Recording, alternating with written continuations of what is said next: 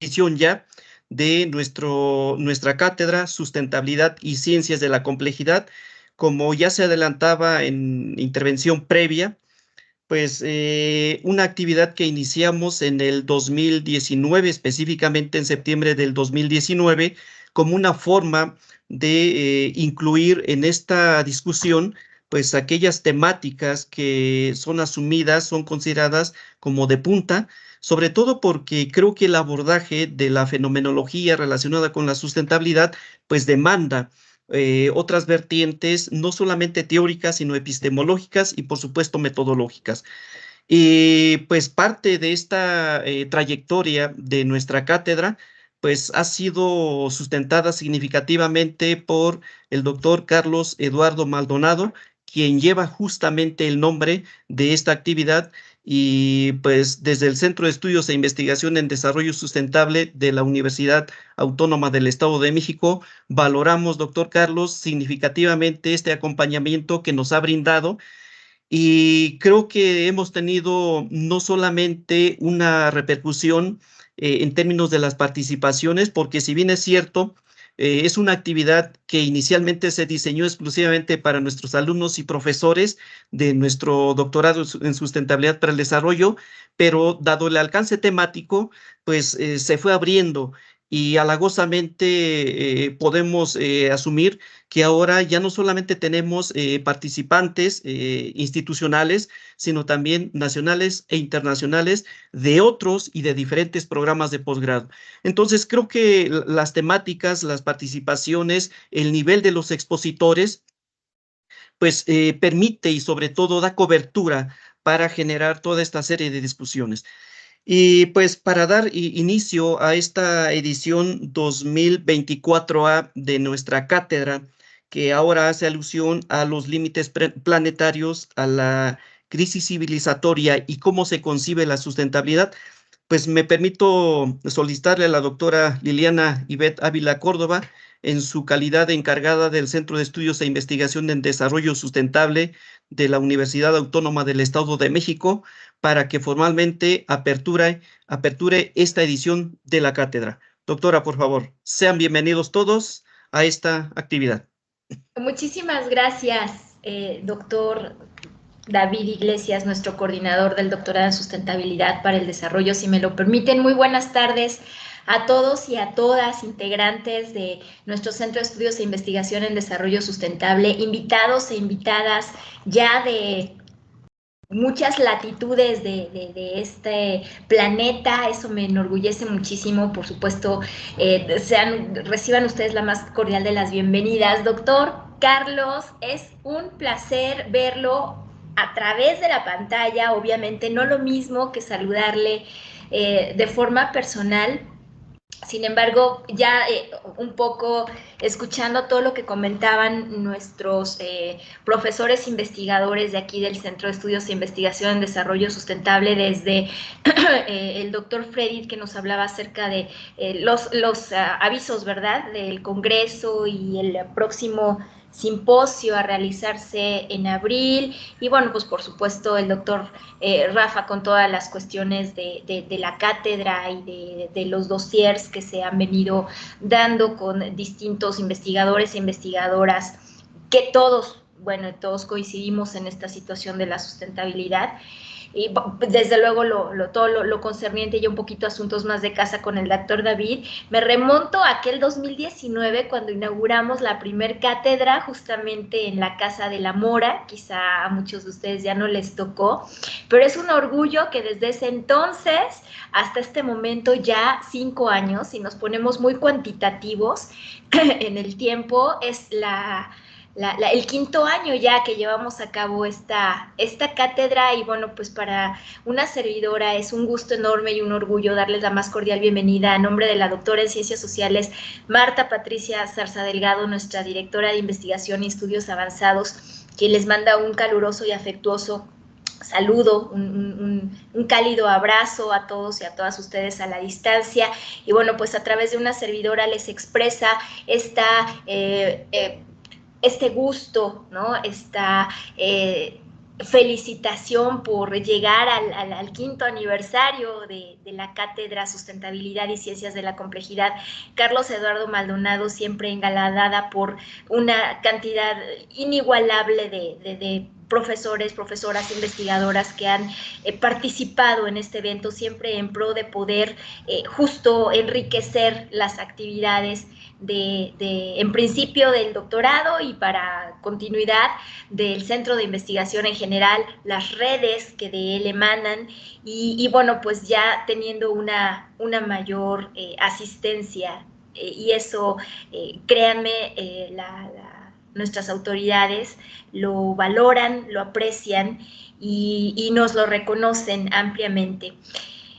Doctor Carlos, un gusto nuevamente saludarle en esta edición 2024A de la cátedra que, como ya bien nos dijeron, lleva por título Límites Planetarios, Crisis Civilizatoria y Sustentabilidad, muy de acuerdo con las temáticas que se están abordando tanto en el seminario permanente como con el simposio y 10º simposio y 11º Congreso Internacional de Sustentabilidad.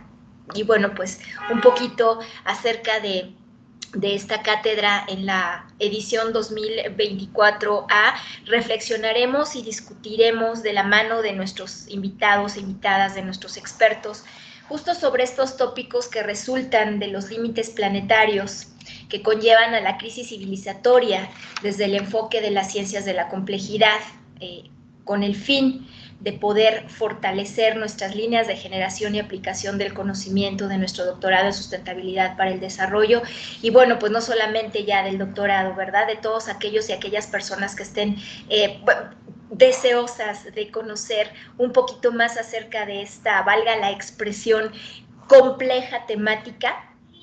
Y bueno, en esta oportunidad en particular, consideremos aspectos relacionados con la educación, el cambio climático y la gestión integral del ambiente para la sustentabilidad.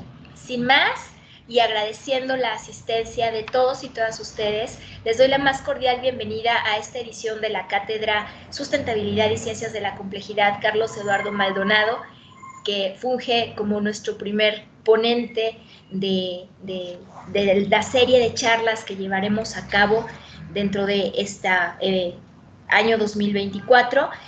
Y bueno, siendo las 5:30 del presente 19 de marzo del 2024, me permito, a nombre de nuestras autoridades, declarar formalmente inauguradas las actividades de la Cátedra Sustentabilidad y Ciencias de la Complejidad en su 5º aniversario, correspondiente al año 2024, por supuesto que sea fructífero, que sea, que nos llene el ánimo y la oportunidad de seguir aprendiendo y enhorabuena. Desde ahorita todo el éxito, como siempre nos va a ir muy bien y pues nada, empezamos. Muchas gracias a todos y a todas. Adelante, doctor Maldonado. Doctor Fer, antes entiendo va a dar la reseña de nuestro invitado de esta primera sesión.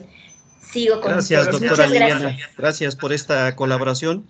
Y pues para dar inicio a esta sesión, a esta edición de la cátedra, extendemos el agradecimiento especial al doctor Rafael Fernando Sánchez Barreto, profesor e investigador de nuestro centro de investigación, quien ha asumido este rol de coordinar las diferentes ediciones y sesiones de la programación de la Cátedra Sustentabilidad y Ciencias de la Complejidad.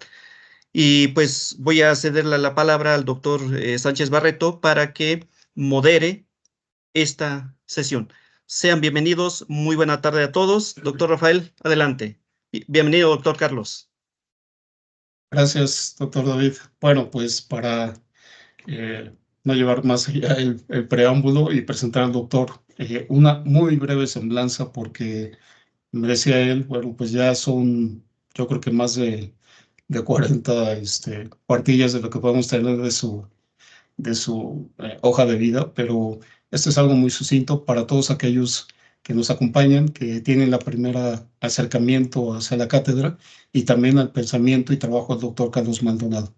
Él es el doctor Carlos Eduardo Maldonado Castañeda, es doctor en filosofía por la Universidad Católica de Leuven, en Bélgica, Tiene un postdoctorado como Visiting Scholar en la Universidad de Pittsburgh, en Estados Unidos. También postdoctorado como Visiting Research Professor en la Catholic University of America en Washington, D.C.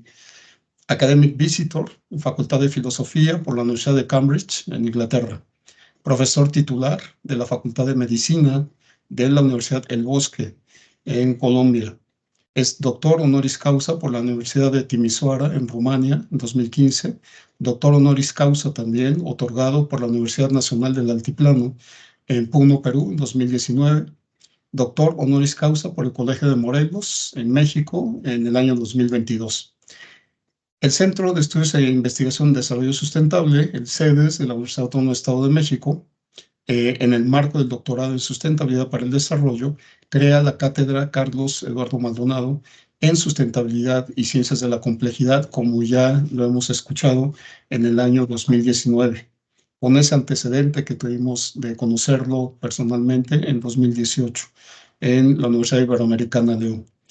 El Colegio de Morelos instituye la Cátedra de Complejidad Carlos Eduardo Maldonado en 2021 y la red REDALC, con base en la Universidad de Atacama, Chile, que también les comentaba, que está a cargo de la doctora Taeli Gómez, establece la Cátedra de Complejidad con enfoque en problemas, también denominada Carlos Eduardo Maldonado 2023. Pues doctor, con esta muy breve semblanza, le daría la palabra, no sin antes comentarles que la dinámica es, el doctor presentará su disertación en aproximadamente unos 40 minutos y posteriormente tendremos una sesión de preguntas y respuestas, pues un intercambio más bien de puntos de vista, de comentarios, de cómo vemos la vida a partir de los límites planetarios. Doctor, sea usted bienvenido a su casa, la Universidad Autónoma del Estado de México y en particular el CEDES. Un abrazo y bienvenido. Muchas gracias, Fernando, David, Liliana, todos y cada uno de los presentes. Una vez más, me muero de la vergüenza. Es la primera vez que sucede en 5 años que llego tarde. No va a volver a suceder. Es mi propio compromiso. Bueno, he compartido la pantalla. Corrígeme. Bueno, antes de eso, no sé, para los que saben, dicen los que saben, estamos en aniversario de matrimonio de 5 años y eso se llama bodas de madera. La cátedra. Ok, yo no sé si eso es verdad o no. Ese es el tema que quiero compartir contigo. Justamente para señalar es lo que te quiero proponer. 2 cosas. 1, estamos viviendo una fantástica crisis civilizatoria. Y 2, las ciencias de la complejidad son las ciencias exactamente de, si me permites la palabra, la bisagra de esta crisis civilizatoria. El estudio, el diagnóstico de la crisis civilizatoria, podemos decir que tiene un punto de partida diáfano, perfectamente irreversible, que pivota alrededor de un tanque de pensamiento muy prestigioso que tú conoces mejor que yo, que es el Club de Roma, que se estatuye por primera vez en los años 1960. Se organiza, digamos, orgánicamente en la década del 70 y formula su primer informe, que es suficientemente conocido por todos como cultura científica, que es el informe Brundtland, el primero de los informes Brundtland, en 1972. Y esa circunstancia es muy interesante. Tú tienes una memoria, una cultura mejor que la mía. Estamos en plena Guerra Fría y no sabemos qué va a suceder, si los buenos van a triunfar sobre los malos o los malos sobre los buenos, cualesquiera que ellos sean. Y en medio de una Guerra Fría en toda la línea de la palabra, sorpresivamente emerge un tanque de pensamiento que le brinda al mundo, inicialmente a la comunidad científica, 2, a la comunidad académica y 3, a, no me gusta esa expresión, los tomadores de decisión, el reconocimiento de una serie de trabajos muy bien fundamentados, muy sólidos, ¿cómo se llama?, que ponen en evidencia una profunda crisis, una profunda e irreversible crisis sistémica y sistemática. Ese es el punto que quiero subrayar, sistémica y sistemática. Este es un pantallazo, sencillamente, de los diferentes informes del Club de Roma, como puedes ver a la izquierda en tu pantalla, solamente en el año 2024, y mira que estamos apenas, ¿cómo se llama?, en el primer trimestre, se han producido 3 informes, uno sobre macroeconomía de la transición y la búsqueda de claridad, ojo a los temas, ¿cierto? Otro sobre Doctor, el shorting, ¿sí? un favor, no, bueno, no sé si corre la presentación, creo que no tengo esa pantalla, la que usted comenta. No sé si los demás pueden ver. Perdóname, entonces. Ya, ahora sí. Ahí sí. Bueno, entonces estaba esta. Gracias. Gracias, Fernando, perdón. Salí entonces de la pantalla completa. Esto era lo que estaba señalando, contexto de Guerra Fría, de la formulación de Roma, y ¿cómo se llama? Voy a tratar de ampliarlo ligeramente. Para el año 2024 es lo que me interesa subrayar, porque esto forma parte del estado del arte sobre la crisis climática y eventualmente sobre la catástrofe climática.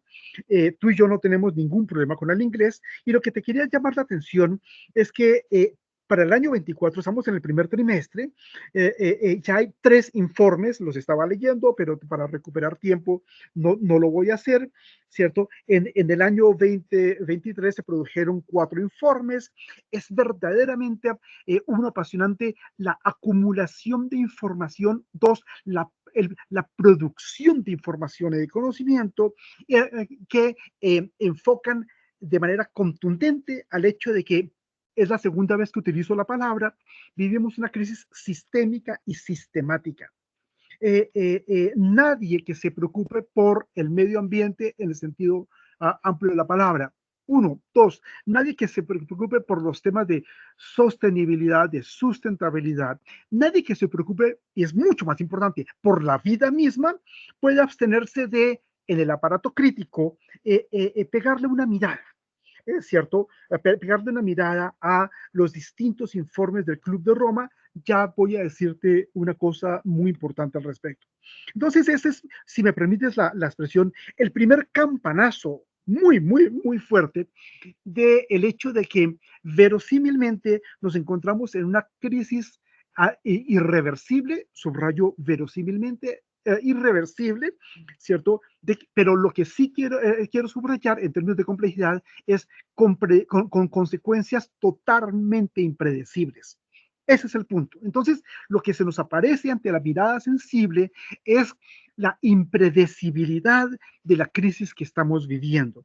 El segundo campanazo muy importante tiene que ver con, en un marco perfectamente distinto, lo que se conoce técnicamente como el reloj del fin del mundo, que se mide en segundos, como tú lo sabes. El reloj del fin del mundo se formula por primera vez por parte de la asociación del boletín de científicos que trabajan en física nuclear. Lo ves en este pantallazo a la izquierda. En 1947. Es decir, al día siguiente, estoy exagerando, de la Segunda Guerra Mundial, al día siguiente de Hiroshima y Nagasaki, todavía no habíamos desarrollado la bomba de hidrógeno. Eso va a suceder en 1952, pero en un contexto en el que el mundo se ha literalmente repartido. Esa fue la conferencia de Yalta a la que asistimos tú y yo en ese momento. El mundo se ha repartido entre los buenos y los malos, cualesquiera que sean. Y el segundo campanazo aparece a partir de justamente la producción de un arsenal biológico, químico, ¿cómo se llama? Y atómico absolutamente impresionante, a lo que sin, ¿cómo se llama? Pesimismos, este pantallazo es del 23 de enero del 24, nos encontraríamos a segundos en términos del manejo del arsenal impresionante que existe allá afuera, a 90 segundos del Armagedón. Evidentemente, tú tienes una información, una sensibilidad mayor que la mía, puedes vincular a ese segundo campanazo cosas como las guerras en África, la guerra de Gaza, Ucrania, toda la política literalmente armamentista en este momento de la Unión Europea, la transformación del presupuesto militar en Japón, ¿cómo se llama? Los planes en marcha de parte de unos y de otros. Segundo campanazo impresionante. Desde luego que es una metáfora que tú conoces mejor que yo. Nunca habíamos estado tan cerca en los 90 segundos, ¿cierto? En una metodología que no tengo tiempo en este momento de presentártela, de el fin del mundo, el fin de la humanidad. El tercer campanazo, el tercer campanazo se formula, esto es trivial para ti y para mí, por parte de Naciones Unidas en la asamblea que lleva a cabo en el 2015. Tú lo sabes, cada año se realiza una asamblea mundial de la Organización de Naciones Unidas, y es en esa asamblea donde se formula los objetivos del desarrollo sostenible, las metas del milenio 2030, es cierto, que son bastante más conocidas y que literalmente les han sido impuestas a las universidades, a programas académicos, a colegios, etcétera, con la obligación de que tienen que trabajar en los objetivos de desarrollo sostenible, en alguno de ellos, el 2, el 8, lo que tú quieras, etcétera, pero que estaría sentando una meta, tú ya lo sabes, 2030, que cada vez resulta, ¿cómo se llama?, más desesperanzadora. Tanto más si tú cruzas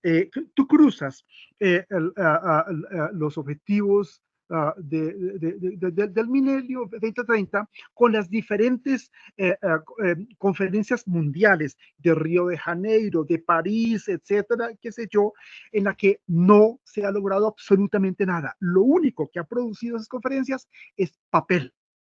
Son declaraciones, son palabras, pero entonces tú tienes una sensibilidad mucho más fina que la mía y vas vinculando tres muy serios campanazos, supuesta la advertencia y ¿cómo se llama?, el vacío total de las conferencias sobre medio ambiente realizadas. Y el cuarto campanazo, que es sobre el que yo quisiera proponerte que nos detengamos unos segundos, es la idea de los límites planetarios, que es formulada por el Instituto para la Resiliencia, el Centro para la Resiliencia de la Universidad de Estocolmo, ¿cierto? Es ahí cuando se empieza a producir y a vehicular el concepto de resiliencia a diestra y siniestra, y entonces se formula con otra metodología perfectamente distinta. Entonces tú vas, dado que estamos en el marco de un doctorado, vas viendo las diferentes, ¿cómo se llama?,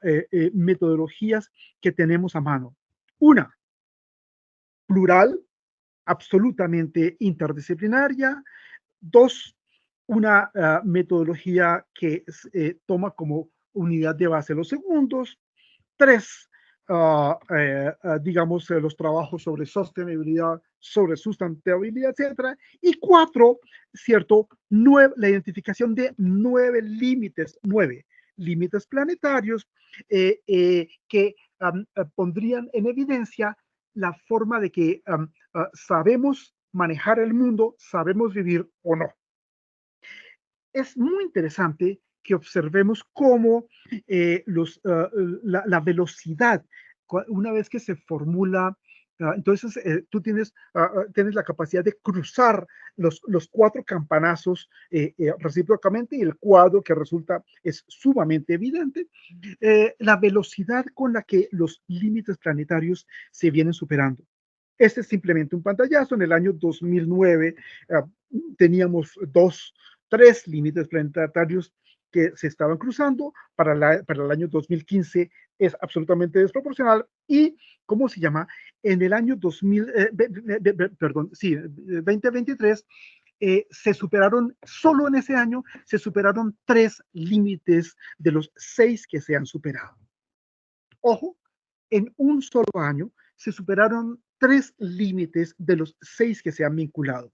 Y entonces es como si en términos de comida en tu nevera o en la mía, en términos de la cuenta de ahorros tuya o mía y así sucesivamente, de 9 pesos que teníamos, de 9 bolsas de leche, de lo que tú quieras, hemos perdido 6, ¿cierto? Solo nos quedamos con 3. La situación se vuelve verdaderamente crítica y entonces, sin ambajes, ¿cómo se llama?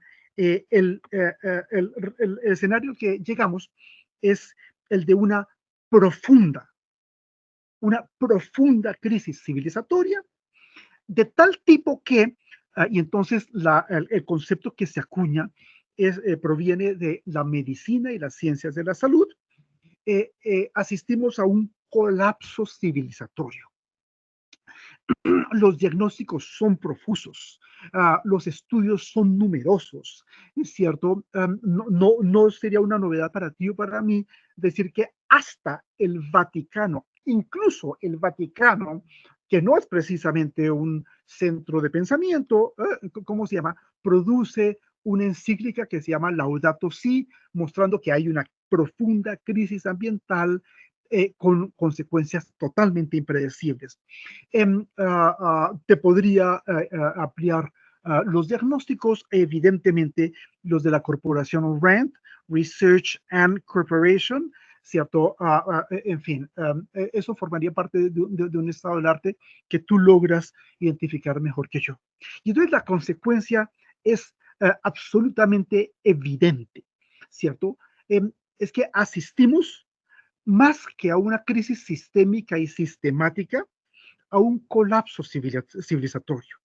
Te voy a contar un pequeño detalle. Cuando en medicina, particularmente en el campo de trabajo de los intensivistas, es decir, de las salas de urgencia, un paciente produce un colapso sistémico, significa que le fallan los riñones, le falla el corazón, le falla el hígado, el sistema nervioso central, qué sé yo, y no hay nada que hacer. Un autor muy destacado, con un trabajo evidentemente interdisciplinario, qué sé yo, nos revela por primera vez eso, que hay unas sociedades que perduran, ¿cómo se llama? Y otras que desaparecen. No es gratuito que aparezca una de las pirámides mayas, es cierto, y el tema que te quiero sugerir es que siempre, subraya esa palabra, siempre que ha habido una crisis social, siempre que ha habido una crisis cultural, siempre que ha habido una crisis política, es porque ha habido al mismo tiempo, concomitantemente, no en términos de causa y efecto, ¿cierto? Si acaso de correlación, una profunda crisis ambiental. Mal manejo de aguas, mal manejo de cultivos, hambrunas, sequías, inundaciones, lo que tú quieras. Y entonces tenemos 2 factores que son totalmente inseparables. Factores de tipo social, cultural, económico, psicológico, político, dime lo que quieras, de un lado, y de otro lado, factores de tipo ambiental. Y ambos factores están estrechamente vinculados. Esto es complejidad. Eso es complejidad, no hay cultura de un lado y naturaleza de otra parte, y entonces el resultado de los 4 campanazos que vemos es que asistimos tú y yo a un colapso civilizatorio. Ellos, quienes quiera que sean ellos, nosotros, quienes quiera que seamos nosotros, ya lo saben y lo sabemos, ¿cierto? Y esa crisis se la enuncia en términos abstractos muy vacíos como la crisis que tiene razones o causas antropogénicas. Pero eso es muy abstracto, porque uno no puede ir a un jardín infantil, a un ancianato de viejitos, a una sala amable de encuentro, de trabajo, y decirle, tú eres culpable, ¿cierto?, de lo que estamos viviendo, etcétera. Creo que hay que tener cuidado con ese tipo de expresiones, en el sentido de, ¿cómo se llama? por razones antropogénicas, porque eso, digamos, elimina la luz sobre, concretamente, actores, responsabilidades políticas, acciones y demás. Si eso está medianamente claro, quisiera avanzar un pequeño paso, y esto para algunos de nosotros va a ser nuevo, ¿cierto? Con una de las especificidades del trabajo en complejidad. En complejidad identificamos, grosso modo, 3 momentos. Momentos críticos, y entonces hablamos de puntos críticos, de estados críticos, ya lo voy a precisar. Momentos de subcriticalidad y de supracriticalidad. Esto, te digo, es muy, muy buena complejidad, específicamente ciencias de la complejidad.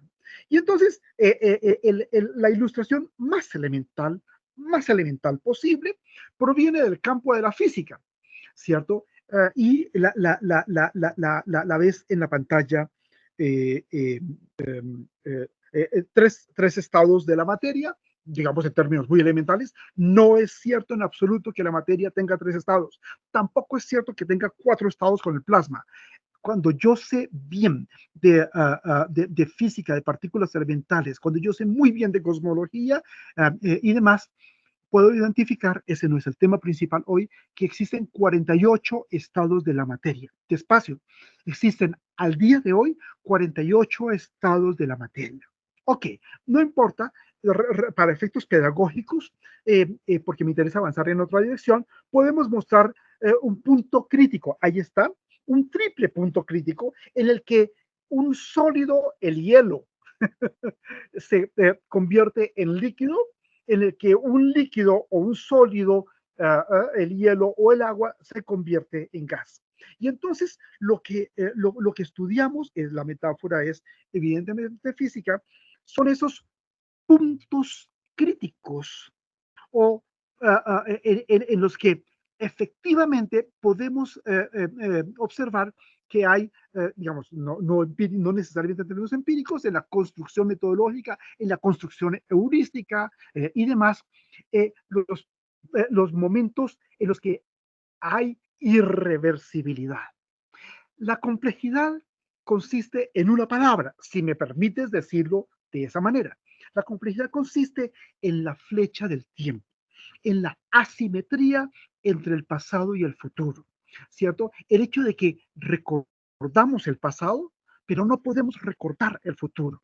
Y entonces eso nos conduce a la flecha cosmológica, a la flecha psicológica, a la flecha termodinámica del tiempo, ¿cierto? Que no depende únicamente de mí, de lo que yo sea, mujer, hombre, gay, niño, comunista, judío, musulmán o lo que tú quieras, ¿cierto? Sino depende de las cosas mismas. La complejidad es el tiempo, y el tiempo marca la irreversibilidad de los fenómenos y de los procesos, ¿cierto? Por lo menos en el universo en el que estamos viviendo, en el universo en el que decidimos vivir tú y yo. Y la identificación de puntos críticos, esa es una metáfora. O bien de estados críticos, esa es una metáfora. Primera nota de pie de página.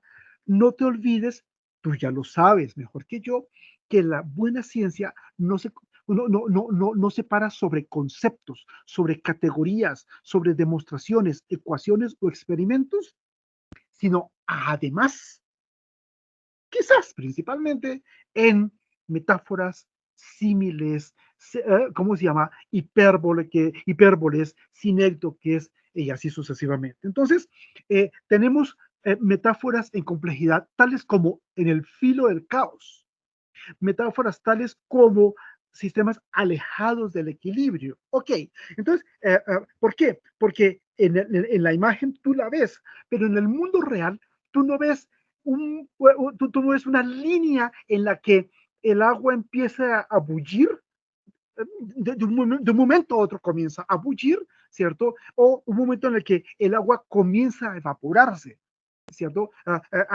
Más bien podemos decir, ¿sí? Los puntos críticos y los estados críticos consisten en umbrales, No importa, no importa. En complejidad, en las ciencias de la complejidad, trabajamos en los puntos críticos y los estados críticos, que es, quiero subrayarlo, donde suceden fenómenos, dinámicas y comportamientos irreversibles. Ejemplo, la transición de, ¿cómo se llama?, de la oruga en la metamorfosis de la oruga en mariposa. Ejemplo, la síntesis entre el óvulo y el espermatozoide, y así sucesivamente. Entonces, metodológicamente, eso es lo que quería señalar, trabajamos con tres dimensiones metodológicas, no dimensiones físicas, tampoco dimensiones matemáticas. La dimensión de criticalidad, que es en la que vivimos tú y yo todos los días, es en la que vive el mundo todo el tiempo, y eso lo podemos entender como justamente fenómenos en el filo del caos o bien fenómenos alejados del equilibrio, y en algún, subrayo, en algún lugar intermedio, momentos de subcriticalidad y de supracriticalidad. La subcriticalidad hace referencia a que nos estamos acercando a fenómenos o a procesos irreversibles. Romeo le dice a Julieta, tú me gustas, me estoy enamorando de ti, pero no sé todavía qué puede suceder. Subcriticalidad. La criticalidad, te amo, le dice Julieta a Romeo, o al revés, ¿cierto? Y no me importa que tú seas Montesco y que yo sea Capuleto. El amor es una experiencia psicótica de puntos críticos. ¿Qué sucede en ese punto crítico? No lo sabemos. No se puede predecir, no se puede anticipar. Y momentos de supracriticalidad, la tercera escena en la tragedia de Shakespeare, finalmente, ¿cómo se llama? Cometen suicidio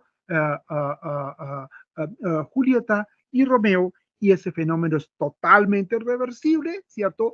Y desborda con mucho a cada una de las familias, los Montesco y los Capuletos. Eso es un momento de supracriticalidad. Para el buen doctorado que tienes en el CEDES, ¿cierto? El libro, el autor, ¿cómo se llama? Eso no está traducido al español. Es Stuart Kaufman, en un texto fantástico que se llama En casa en el universo, y que se da a la tarea de la búsqueda de las leyes de la complejidad. Es en ese texto donde Kaufman tiene la novedad de introducir, y hoy ya lo voy a mostrar, es un elemento en el bagaje de nosotros las complejólogas y nosotros los complejólogos, trabajar con la identificación de estos puntos y estados críticos, supuestas las tres dimensiones metodológicas que acabo de señalar. Sin embargo, este no es el final, ¿cierto?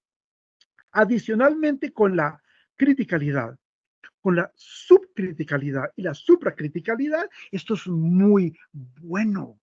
Esto es muy bueno en la metodología científica. Supuestos los 4 campanazos que, para efectos de esta presentación, te he sugerido. Adicionalmente, en complejidad, identificamos puntos, estados de criticalidad autoorganizada. Ignoro tus lecturas o las mías, ignoro tu capacidad de ver videos en YouTube o los míos, ¿cierto? Pero el ejemplo típico, lo puedes hacer con arena, lo puedes hacer con granos de arroz, lo puedes hacer con granos de maíz, de frijol, lo que tú quieras, ¿cierto? Es que empiezas a dejar caer granos de arena, de arroz, de lo que tú quieras, etcétera, ¿cierto? Y hay una montaña que va creciendo. Hay un momento en el que adopta un punto crítico y luego, ¿cómo se llama? Se produce una avalancha. Ojo, fantástico. Una avalancha significa, en el lenguaje de complejidad, una cascada en el que el punto crítico no puede crecer más, disminuye, ¿cierto? La montaña, digamos, tiende a achatarse, a menos que le pongamos una cantidad enorme y así sucesivamente. Entonces, en la metodología de complejidad, y eso es importante para el manejo de bosques, para el manejo de economía, para el manejo de logística y cadenas de distribución, esto es importante para la comprensión de los sistemas inmunológicos, para las dinámicas sociales o políticas y así sucesivamente. Tenemos 4 ejes muy importantes y esta es una especificidad de las ciencias de la complejidad. Las ciencias de la complejidad trabajan con puntos o estados críticos y esto que voy a decir es lo más importante de la charla de hoy. Trabajan con puntos o con estados críticos. A, porque existen, están aquí y ya son inevitables. B, porque todavía no existen, no han llegado, pero podrían llegar a tener lugar. Y C, porque podrían llegar a tener lugar incluso, aunque se demoren muchísimo en el tiempo o en los procesos. Y entonces, las ciencias de la complejidad son ciencias de crisis. Fantástico. Entonces logras entender mucho mejor que yo la idea que te sugería hace un momento, en el sentido de que las ciencias de la complejidad son el tipo de pensamiento de ciencias, disciplinas, metodologías, heurísticas, lógicas, semánticas para tiempos de crisis, supuesto que A, los tiempos de crisis ya están aquí y no podemos evadirlos. B, no están aquí, pero pueden llegar. O bien C, no están aquí, pero podrían incluso hipotéticamente, en un escenario posible, en un escenario absolutamente, ¿cómo se llama? Eso, hipotético, imaginario, tener lugar. Esto, ¿sabes en dónde está la novedad? Que la complejidad no es el estudio de la realidad, de lo que sucede, de lo que está ahí, etcétera. No es simplemente diagnósticos, por inteligentes que sean, no simplemente estudios de materiales, estudios de territorio, estudios de área, todo lo que tú quieras. La complejidad consiste en pensar en posibilidades. Y el camino, metodológicamente hablando, para pensar esas posibilidades, significa esos 4 ejes: criticalidad, subcriticalidad, supracriticalidad y criticalidad autoorganizada, ¿cierto? Existe una muy buena, una abundante, ¿cómo se llama? Bibliografía sobre eso, biología de poblaciones y criticalidad. Tú lo estás viendo, sobre criticalidad autoorganizada en sistemas físicos, en sistemas biológicos, etc. ¿Cómo se llama? Eso es simplemente, digamos, una pequeña una pequeña ilustración de la cosa para subrayar que este es el origen. Entonces, sí, te hago referencia, y esto, quienes tenemos alguna dificultad con inglés, pues no le hemos metido mucho. 3 de las dimensiones están en este texto fantástico. Ya es un libro relativamente clásico. Kaufman escribió ese libro en 1995. Sorpresa, fue tan fantástica la idea que, ¿cómo se llama? Mira algunos trabajos, yo no creo en argumentos de autoridad, pero publicados por Cambridge University Press o por el Imperial College, fantástico. Y entonces, te tengo que mencionar el segundo eje, la segunda gran contribución, es un libro que ya no se tradujo nunca, de Perbach, que se llama así: ¿cómo funciona la naturaleza? Si podemos pensar como la naturaleza, pensar como los ríos, como las montañas, como los animales, como las bacterias, lo hemos sugerido en otros escenarios, tú y yo lo conocemos, ¿cierto? La naturaleza funciona con base en criticalidad autoorganizada. Perbach, desafortunadamente, Perbach desafortunadamente fallece en un accidente en circunstancias un poco trágicas, no te lo voy a contar en este momento, ¿cierto? Y no puede desarrollar, fantástico, esa idea de criticalidad autoorganizada, pero lo que te quería señalar, me devuelvo, son algunos conceptos, algunas metodologías, algunas aproximaciones para entender la profunda e verosímilmente irreversible crisis, ¿cómo se llama?, civilizatoria. Nadie es perfecto, yo soy optimista, ¿cierto?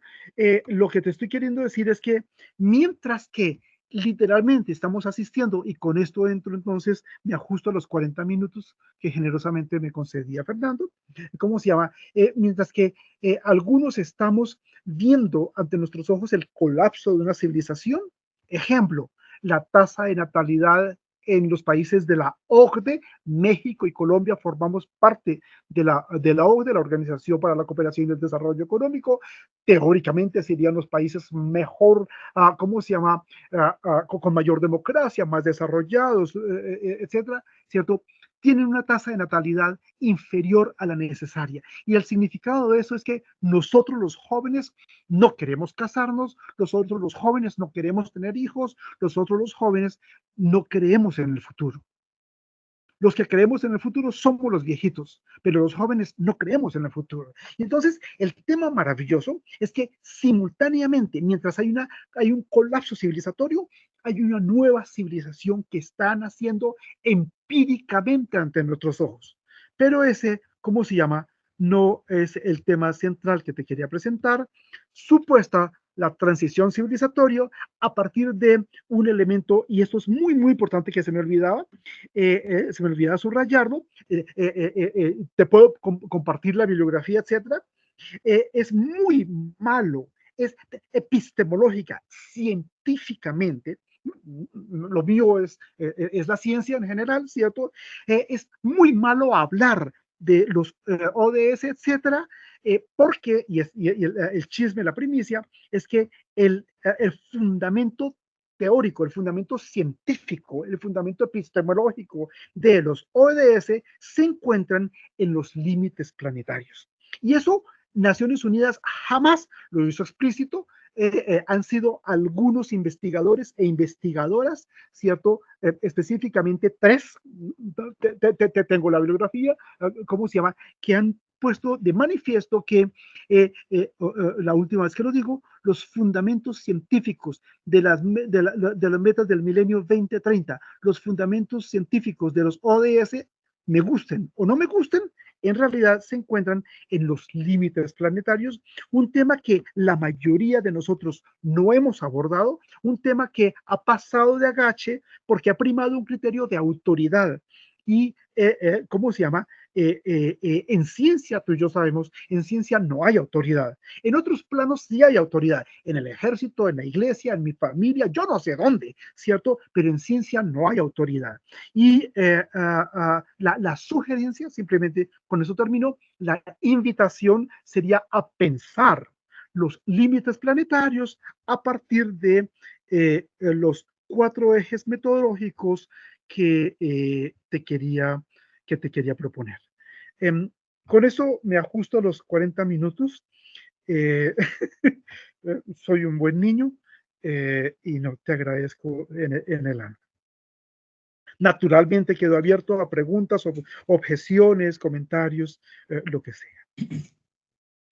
Gracias, doctor. Bueno, no, lo de 40 minutos, creo que pasé al otro nivel porque tenía que ver, a lo mejor en esta propuesta tenía que haber yo tomado como medida, en todo caso, los segundos de los que habla, en todo caso, los límites planetarios, ¿no? Y la perspectiva hegemónica de pensamiento, de tasarlo todo en segundos. No era en ese sentido, doctor, al contrario, con todo gusto seguirlo escuchando, porque además, viendo esperando que, pues bueno, haya participación de los invitados, de estudiantes, profesores, hay personas de nos acompañan incluso de otros países. Gracias a todos ustedes por atender esta invitación del Centro de Estudios de Investigación y Desarrollo Sustentable, en particular del Doctorado en Sustentabilidad para el Desarrollo. Esperando a que se animen a hacer algún comentario, que yo creo que hay muchos al respecto. Yo quisiera tomar 2 puntos, doctor, a propósito del Centro de Resiliencia de Estocolmo. En unas recientes,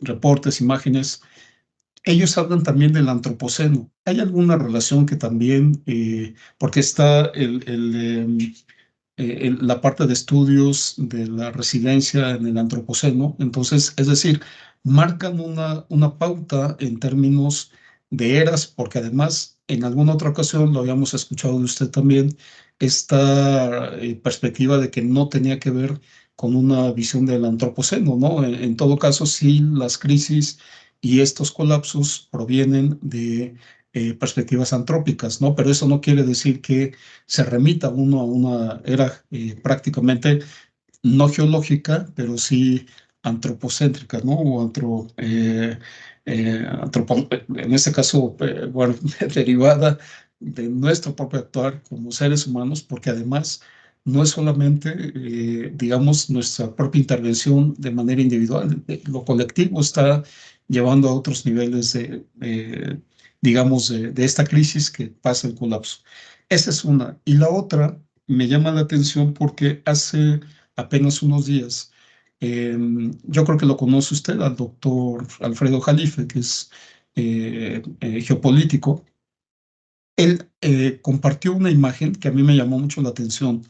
Esta imagen es, digamos, tiene en el centro de la imagen a la Fundación Ford, ¿no? La Ford Foundation.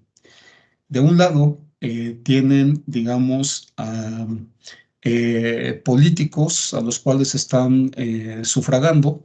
Dos, en otro sentido, tiene, al menos aquí en México, tiene a otro político de derecha, al cual están totalmente apoyando en una perspectiva evidentemente conservadora. Y tres, algo que me llamó la atención aún más todavía, tiene al famoso Klaus Schwab, que es creación de David Rockefeller y de Henry Kissinger, del Fondo Monetario Internacional, del Foro Económico de Davos, y además creador de la Agenda 2030, de acuerdo a la imagen que comparte el doctor Alfredo Jalife. ¿Qué opina usted, doctor, de estos 2 puntos? Y que, bueno, genere también la expectativa en nuestros compañeros estudiantes, profesores, investigadores, invitados, para entrar a este debate con el doctor Carlos. Sí, te agradezco mucho, Fernando. En rigor, no. No es el centro para la resiliencia de Estocolmo el que formula la idea del antropoceno. Eso tiene un nombre propio. Eso fue en el año 2000, ¿cómo se llama? El premio Nobel de Química que se llama Crutzen, Paul Crutzen. Crutzen fue quien acuñó el concepto del antropoceno, ¿cierto? Que, no tienes que estar de acuerdo conmigo, es un concepto científicamente muy malo. La razón es que trata de traslapar conceptos, categorías geológicas, ¿cierto? Incorporando la impronta del ser humano. Como tú sabes mejor que yo, la geología empieza a medir eras, periodos, etcétera, a partir del 1.000.000 de años. El Holoceno, ¿cómo se llama? El Devónico, el Cámbrico, el Precámbrico y así sucesivamente. Y tú y yo, y nuestra familia, lleva aquí apenas, que mal contados, 200.000 años.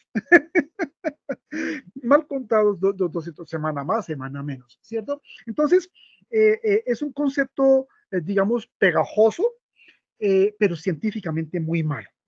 Muy malo, ¿cierto? Que trata de llenar con palabras problemas verdaderamente mucho más sensibles y más complicados. Eso con respecto al primer elemento. Entonces, a eso hacía referencia a propósito de, y eso está en lo que une tu primera y la segunda pregunta, que están muy bien, ¿cierto? Y son las razones antropogénicas de la crisis ambiental, ¿cierto? Y entonces apuntas al segundo elemento, evidentemente, de los grandes internacionalistas que hay en América Latina hoy en día. Es Alfredo Jalifa, como sea que lo tienen ustedes ahí en la esquina en Ciudad de México. Sí, apunta justamente a eso. Me parece que es irresponsable por vacío decir que la crisis ambiental es culpa del ser humano. Tú y yo conocemos seres humanos buenos, pero gente verdaderamente maravillosa, ¿cierto? Niños, mujeres, ancianos, negros, indígenas, de tal o cual situación, de tal, etcétera, que son buenos en toda la línea de la palabra. Son bondadosos, están rodeados de una atmósfera de paz, etcétera. Que hacen las cosas bien, no hacen cochinadas. Tú le puedes dejar una montaña de oro tuya y ahí se queda intacta, evidentemente, ¿cierto? Yo creo que decir que es el ser humano el que es el culpable digamos, es muy injusto con mucha gente. Y yo creo, quizás tengo problemas de miopía cada vez mayores, ¿cierto? Hay más gente buena que mala. Lo que quiera que sea el bien y el mal, ¿es cierto? Y entonces a eso apuntaba tu buena pregunta a propósito de los estudios, de los artículos, los videos, etcétera, de Jalifa, ¿cómo se llama? La ausencia de responsabilidad política y económica, etcétera. No quiero entrar en ese, simplemente por razones de tiempo. Ojo, yo de mil amores entraría, pero quisiera mostrar, creo que lo habíamos en alguna de las ocasiones que nos hemos encontrado, mostrar digamos, la cereza del pastel, que es la obsolescencia programada. Eso sí me parece perverso. Mira, tú te imaginas Romeo y Julieta, ¿cierto? Vivieron tres días, pero querían vivir una vida eterna, ¿cierto? Diciéndole el uno al otro, vamos a ser novios, pero ¿sabes qué? Solamente 3 meses, 2 semanas, 5 horas. Y después, ¿qué? Pues chao, ¿cierto? En un sentido puro de la palabra, si yo me enamoro de alguien o si alguien se enamora de mí, pues implica justamente una idea de indeterminación, de horizontes esencialmente abiertos. Tú y yo somos amigos, tú y yo somos hermanos, qué sé yo, y somos amigos y hermanos, así tú te equivoques o yo me equivoque, ¿cierto? Déjame, lo voy a decir en otros términos. Nosotros los niños hacemos amistades muy fáciles y tengo amigos a granel. Los adultos tienen pocos amigos y se duelen de los amigos porque se demoran mucho en conseguir amigos. ¿No es cierto? Entonces estoy hablando del corazón humano, ¿cierto? Quiero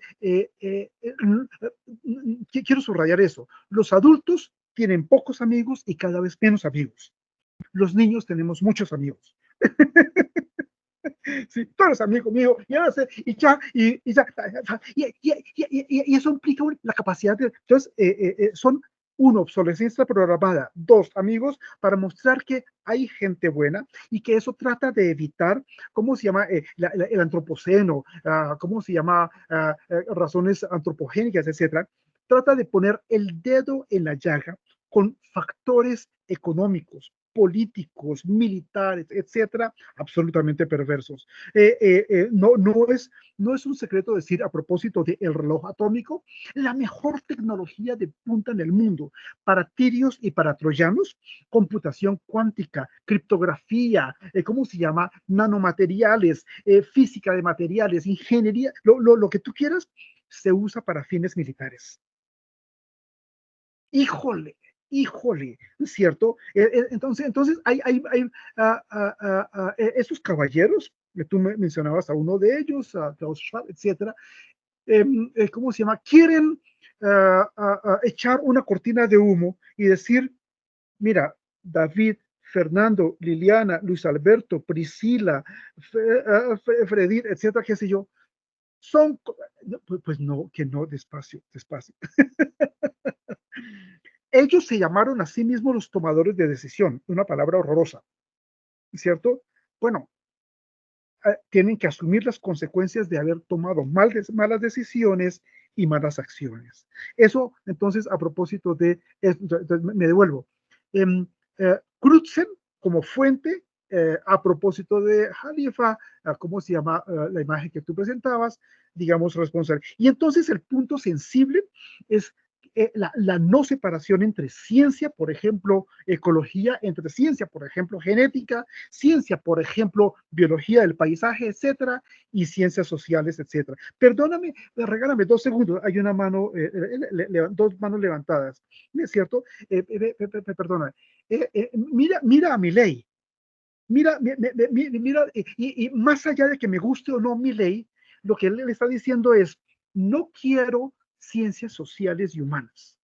Y entonces se está produciendo la decisión entre ciencias y humanidades, entre ciencia positiva, positivista y cultura, y así sucesivamente, y eso es perfectamente perverso. Me tengo aquí, podría decir 2 cosas más a propósito de el ministro de Educación de Hitler, que se llamaba Bernhard Rust, R-U-S-T, Bernhard Rust, ¿cierto? Produjeron 300.000 patentes entre 1933 y 1944, ¿cierto? 300.000 patentes. Óyeme esa cosa. Y entonces era ciencia positivista, tecnología positivista como la que más, y nada de artes, humanidades, ciencias sociales, ciencias humanas y cosas como esas. Y incluso, bueno, pues el reciente resultado de la reelección de Putin, ¿no? Yo creo que eso también tendrá que plantearse en un esquema. Yo pensaba, bueno, que hay miedo en la población, hay miedo al cambio, miedo a ser a tener una represión por parte del gobierno en la propia Rusia. O sea, ¿por qué gana otra vez en términos de lo que está sucediendo a nivel global? Bueno, lo dejamos ahí para también poderlo comentar más adelante. Cedo la palabra entonces a Alfredo. Gracias, Alfredo.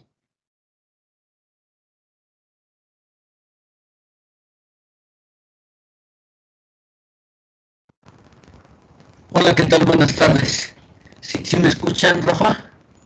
Sí, un poquito como con interferencia de sonido.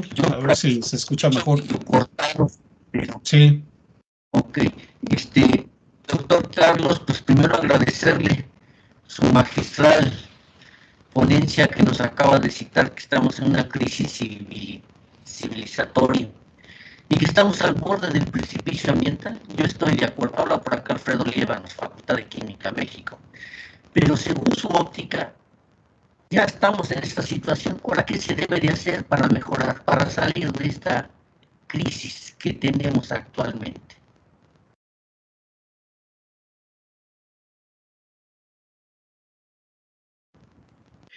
Sí. Alfredo, perdóname, porque la pregunta es muy puntual. Si mientras estamos hablando en tu computadora abres una ventana y buscas indicios del nacimiento de una nueva civilización más Maldonado, ¿cierto? Te vas a encontrar un pequeño libro que yo escribí. Te voy a contar una primicia. No ceso de tener vergüenza con ustedes, con cada uno por la demora. ¿Cómo se llama? Te voy a contar una pequeña primicia. Este año sale sustantivamente ampliado ese libro que ya encuentras ahí. Y entonces es el esfuerzo de mostrar con evidencia aquí y allá que hay grupos, que hay colectividades, ¿cómo se llama? Que no cesan, que no se rinden, que no bajan la guardia, que pujan por la vida, etcétera. Entonces, ¿cuál es el tema del CEDES? ¿Cuál es el tema del doctorado? ¿Cuál es el tema de la cátedra? ¿Cuál es el tema que nos interesa a ti y a mí? Uno solo, la vida. Y entonces, mientras que hay una situación de desasosiego y de pesimismo, ¿cierto? Otra vez, es solo un ejemplo. Tú puedes mencionar muchos otros ejemplos. Los países más ricos que jamás ha habido en la historia de la humanidad tienen una tasa inferior a la necesaria para reproducirse. Es decir, la gente está viviendo al día. Está viviendo al día. No digo que haya que casarse, no digo que haya que tener hijos, tocarnos en la vida no toca nada, ¿no es cierto? Pero lo que significa es que estoy viviendo al día porque no creo en el futuro. Es una muestra evidente, ¿cómo se llama?, de desasosiego y de pesimismo. ¿No es cierto? Yo no soy pesimista, pero mira la crisis del fentanil, creo que se llama fentanil, sí, la droga de los zombies y cosas como esas. Bueno, mientras pasan ese tipo de cosas y muchas más, hay mucha gente que empuja ese. Y entonces ese pequeño libro es un esfuerzo de llenar de... ¿Sabes por qué, Alfredo? Eso es muy importante. Porque una labor de nosotros los académicos, una labor de nosotros los científicos es con datos, con buena información que la gente normalmente no maneja, meterle optimismo y ganas y vida a un mundo que parece perderlo. Y para eso yo leo mucho, estudio mucho, viajo mucho, voy a exposiciones, voy a conciertos, voy a recitales. Yo no sé qué haré, ¿cierto? Para mostrar que sí hay posibilidades. Los grandes medios de comunicación en España, en Francia, en Colombia, no sé, en México, ¿cierto? La gente no cree en los grandes medios de comunicación, ¿cierto? Porque están corruptos, porque venden información espuria, porque lo que tú quieras. Bueno, mientras sucede esa cosa, nosotros tenemos que, y entonces ese es el sentido de esta cátedra. Me place mucho escuchar lo que decía David, lo que decía Fernando, Liliana, y es que hay personas de otros países, de otros espacios, de otras universidades, qué sé yo, que se van vinculando. Eso, para mostrar que hay gente que no se rinde, para decirlo rápidamente. Sí. Gracias por tu comentario. Gracias, doctor. Gracias, Alfredo. Oscar.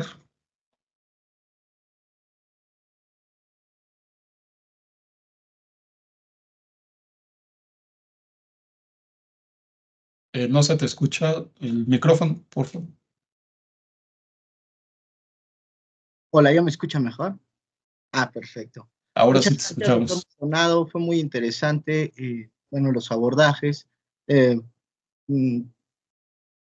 Mi pregunta es, bueno, ¿cuál sería su opinión sobre, de alguna manera, la decolonización de los saberes inscritos justamente en la política que normalmente, bueno, pues en Latinoamérica es neoliberal, incluso desde o una ciencia capitalista o conservadora u occidental, y aún inscrita en las corrientes de izquierda? Y eso es, bueno, pues normalmente se ha estado abordando esto, cómo se decolonizan las izquierdas para poder utilizar, para poder llevar a cabo, reivindicar los saberes de los pueblos, pero también justamente reorientar estas políticas a fin, para hacer frente, por ejemplo, a los ODS o bien a todo este proceso de la crisis civilizatoria que ha traído, pues algunos le llaman capitaloceno, ¿no?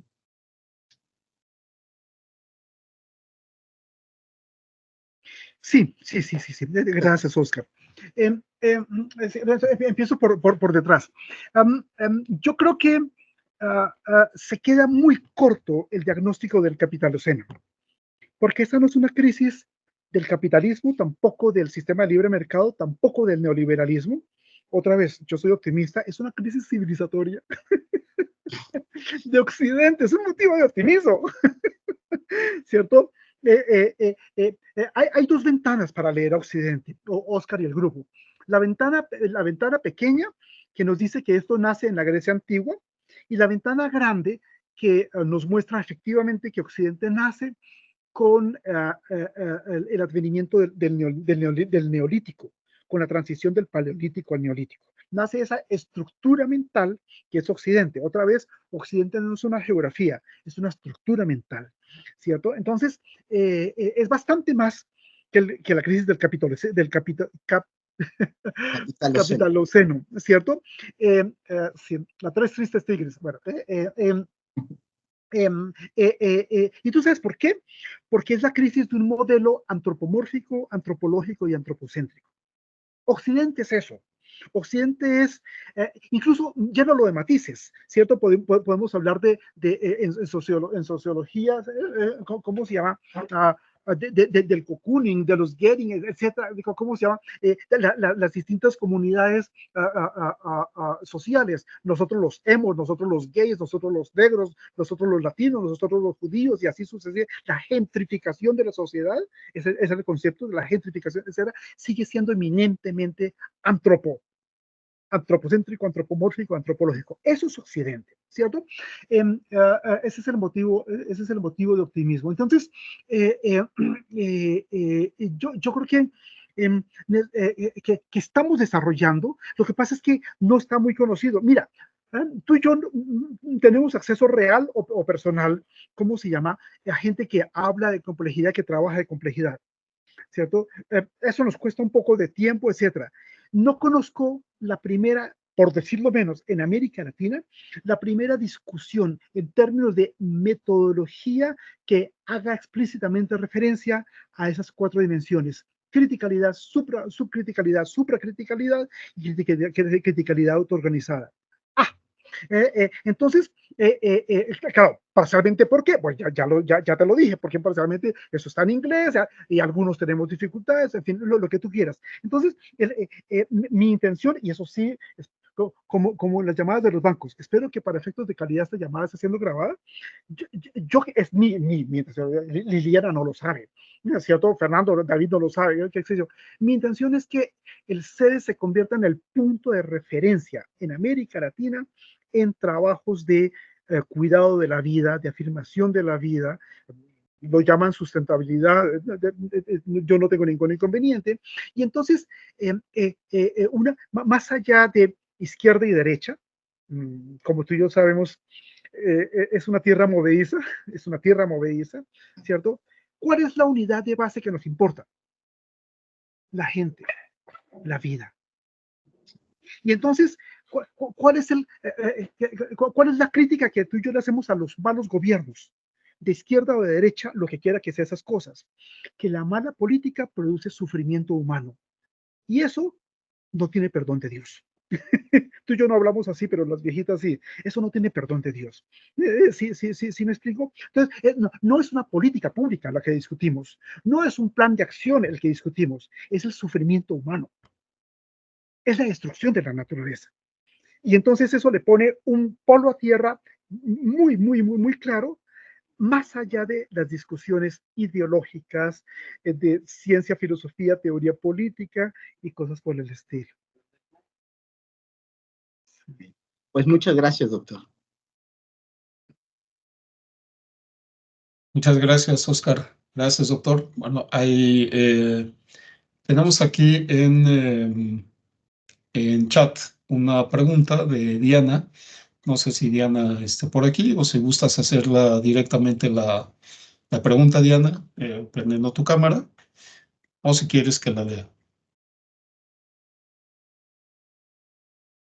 Bueno, voy leyendo entonces. Dice, doctor Carlos comentó que la complejidad es una flecha del tiempo. Este tiempo es infinito. El tiempo se acaba cuando se enfrenta a un punto de ruptura, es decir, como en los materiales, a lo que usted define como supracriticalidad. Te agradezco mucho, es una buena pregunta. Entonces, lo que te voy a decir es muy fino, es alta filigrana, lo que te voy a decir. Un rasgo distintivo de la mentalidad occidental, de la estructura mental de pensamiento y de vida, es creer que las cosas tienen un comienzo y que entonces, como tienen un comienzo, tienen un final. Eso es específico de Occidente, ¿cierto? Permíteme volver al mismo ejemplo, pero lo podríamos matizar con Abelardo y Eloísa o lo que sea.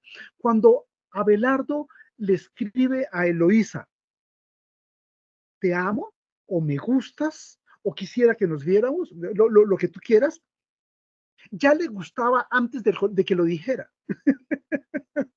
Ya la quería antes de que lo expresara. Sí. Claro, para Eloísa, pues es en el momento en el que, ahora sí, eres muy linda. Es un ejemplo, por favor, es un ejemplo. En complejidad, pensar complejidad significa pensar en procesos, no en estados. no estado de la materia, sino en procesos. Y empezar en procesos, eso es muy interesante, significa reconocer que las cosas no terminan de empezar o nunca terminan, se transforman, ¿es cierto? Sufren metamorfosis, sufren transformaciones de formas, morfología y así sucesivamente. Entonces, es ampliar la ventana magníficamente. Perdóname, no recuerdo tu nombre de quien preguntó, es una niña, que te lo digo en esos términos. Ya hoy lo sabemos matemáticamente, no empíricamente, no físicamente, ¿cierto? Pero matemáticamente y filosóficamente, ya sabemos que este universo que comenzó con el Big Bang tuvo una cosa antes. Y una manera de ilustrarte eso es la inversa de los agujeros negros, que son agujeros blancos, ¿cierto? Y entonces todo agujero blanco es el comienzo de un nuevo universo en un punto de singularidad absolutamente fantástico. Entonces, te puedo, ¿cierto?, mostrar libros, fuentes, autores de cosas como esas. Entonces, tú amplías magníficamente la ventana de observación, si me permites la expresión, y entonces, ¿cómo se llama? La vida, el tiempo, los procesos son un fenómeno magnífica, en toda la línea de la palabra, magníficamente más complejo. ¿Me explico? Hay una palabra bonita que mencionaste en tu pregunta o en tu comentario, que es la palabra infinito. Déjame, te cuento un pequeño chisme. Fue por usar la palabra infinito que un filósofo y científico muy importante, que tú y yo no conocemos, que se llamaba Giordano Bruno, fue rostizado por a la Inquisición porque se atrevió a pensar en mundos infinitos, vuelvo a tu pregunta, en tiempos infinitos y así sucesivamente, ¿cierto? Porque este es un ejemplo. Tú coges la Biblia, ese es un libro cualquiera, ¿cierto? Tú coges la Biblia y la sacudes amablemente y te encuentras muchas cosas. Una mujer que se convierte en una estatua de sal, un hombre que transforma el agua en vino, un hombre que vive 900 años, un bebé que lo recogen en una cesta y sus hermanos, luego se encuentra con sus hermanos, etcétera. Este niño se va a llamar José y así sucesivamente, pero no encuentras el concepto, el término, el problema de infinito. Y eso hizo que Giordano Bruno fuera rostizado. ¿Sabes qué es el infinito? Maravilloso, indeterminar. Cuando yo soy un niño, y eso te lo digo literalmente, cuando yo soy un niño, yo tengo amigos porque no tengo el problema de si me voy a volver a ver con este amigo o no. Yo tengo amigos y ya es bastante. Los viejitos han aprendido la limitación, han aprendido la determinación, la ausencia de justamente de indeterminación, ¿cómo se llama? Y entonces los adultos, como los viejitos, se van quedando sin amigos y les queda más difícil tener amigos y cosas como esas. Esa es una estructura, quiero decirlo, si me permites, por favor, eminentemente occidental. Debemos poder recuperar la niña y el niño que somos tú y yo, la niña y el niño que llevamos por dentro, ¿cierto? ¿Sabes por qué? Porque es un ejemplo, es solo un ejemplo de vida, de vida. Y yo me puedo volver a enamorar, yo me puedo volver a tener amigos, yo puedo volver a viajar, yo puedo volver a aprender, yo no sé lo que tú quieras. Bueno, puedo, ¿entiendes lo que quiero decir?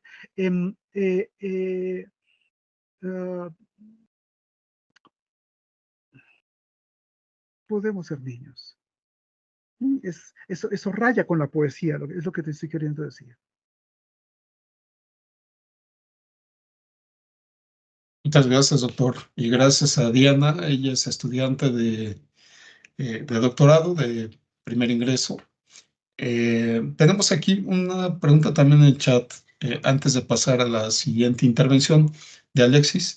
Dice Emma Elizabeth, ¿podría repetir el nombre del documento? No sé a qué documento te referías, Eli, sobre todo porque, bueno, el doctor mencionó varios textos. ¿Alguno en particular que te haya faltado el dato o creas conveniente que se mencione nuevamente. Sí, doctor, muchas gracias. Doctor Carlos, muchas gracias por la información que nos proporcionó. También soy estudiante del primer semestre del doctorado y apenas estoy insertándome en este tema de complejidad. El documento que me llamó la atención es el que le pidió a mi compañero que buscara en su ordenador en el momento en que lo cito. Me parece que era algo como de indicadores, sí. pero no alcancé a recuperar el nombre. Es el de indicios del nacimiento de una nueva civilización. Sí. ¿Sabes qué? Voy a hacer quedar mal a Fernando. Le voy a enviar a Fernando el texto y Fernando te lo hace llegar de aquí al martes. Si no te lo he enviado el martes, me avisas y entonces, sí, más o menos. Claro que sí, no hay ningún problema. Bueno, no lo hago en ese instante, pero sí, me comprometo contigo, Cruz. O si no, lo ves en internet, indicios del nacimiento de una nueva civilización, Maldonado, y ¿cómo se llama? Lo encuentras en internet. Ok, muchas gracias, doctor. Con gusto, Una con gusto. por no haber especificado. Muchas gracias. No, Gracias, fui muy rápido, pasé muy rápido, perdóname, por favor. Gracias, Eli, por tu comentario. Pasamos con Alexis. Adelante, sí. Gracias por prender tu cámara. Gracias. Gracias, doctor Rafael. Doctor Maldonado, un gusto poder intervenir en su plática. Tengo tres intervenciones. Una es una pregunta y dos son unos comentarios. La primera es, me llama la atención la parte de los puntos críticos. Me parece muy interesante. Yo trabajé mucho tiempo con ellos, pero obviamente desde el planteamiento occidental. Entonces, mi pregunta sería, ¿cómo aplicar los puntos críticos desde la complejidad sin implementar parámetros que cuantifiquen este punto crítico donde uno quisiera intervenir? Claro, quisiera intervenir, pero sin cuantificar la magnitud de la intervención, ¿no? En el sentido opuesto del pensamiento occidental. El otro, también me llamó mucho la atención la parte del pensamiento reflexivo acerca de cómo funcionan, cómo piensan los animales, cómo actúan los animales y cómo eso nosotros los hemos invisibilizado. Personalmente, aquí en el CEDES, yo trabajo con apicultura. Estoy planteando cómo la ética es parte de la sustentabilidad dentro de los sistemas apícolas y quería compartirle con usted que las abejas, cuando la temperatura del ambiente baja, ellas zumban al unísono para poder regular la temperatura de la colmena y mantenerse calientes, ¿no? Entonces, ese es el pensamiento que también me gusta mucho y coincido con Lovelock acerca del pensamiento, la hipótesis de Gaia, donde todos estamos unidos. Y eso me llevó al tercer pensamiento que quiero compartir con usted, que me gustó mucho y que quiero hacer énfasis, en donde yo personalmente hasta el día de hoy usaba, me incluía en el lenguaje de los humanos somos los culpables, ¿no?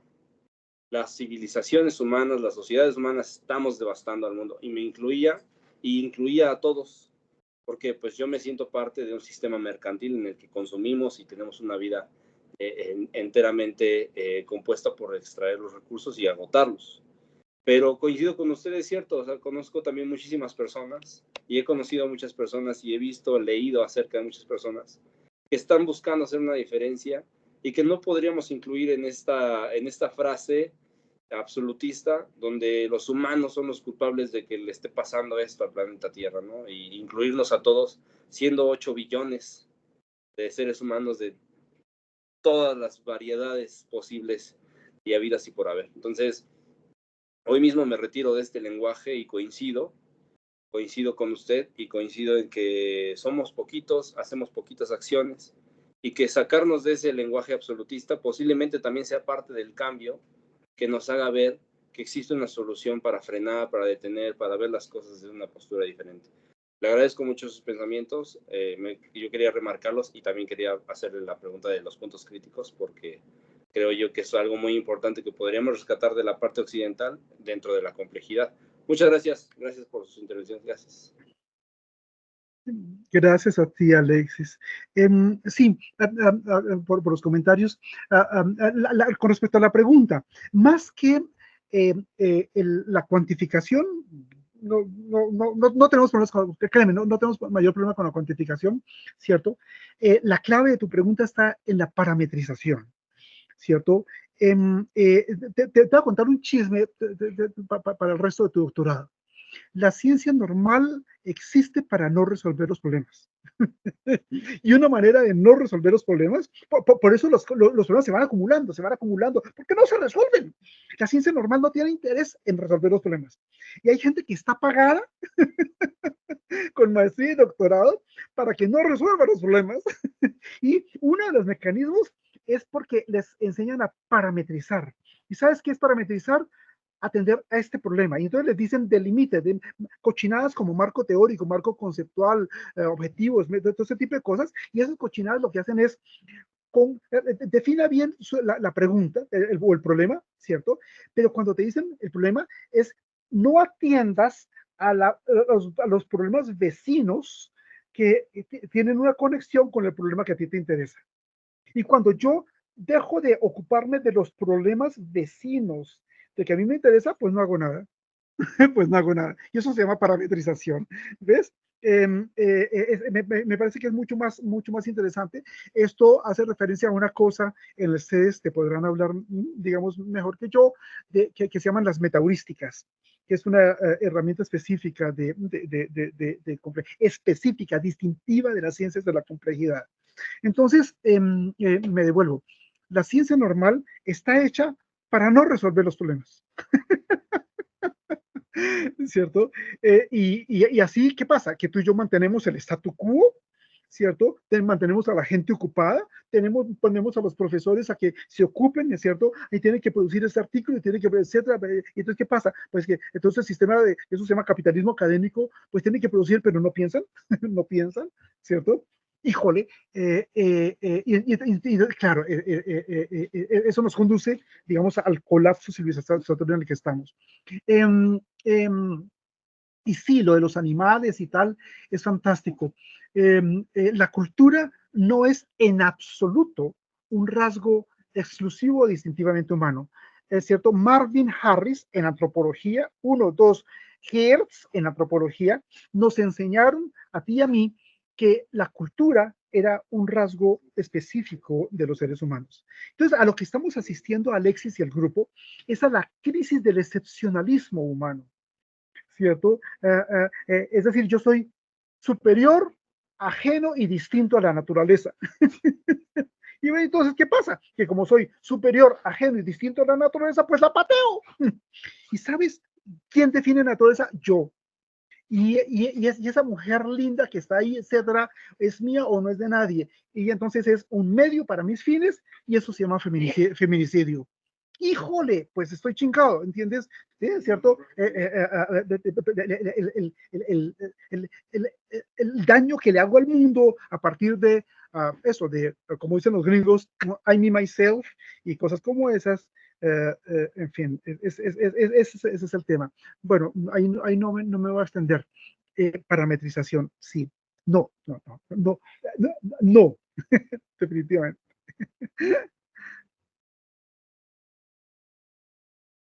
Muchísimas gracias, doctor. Le agradezco mucho.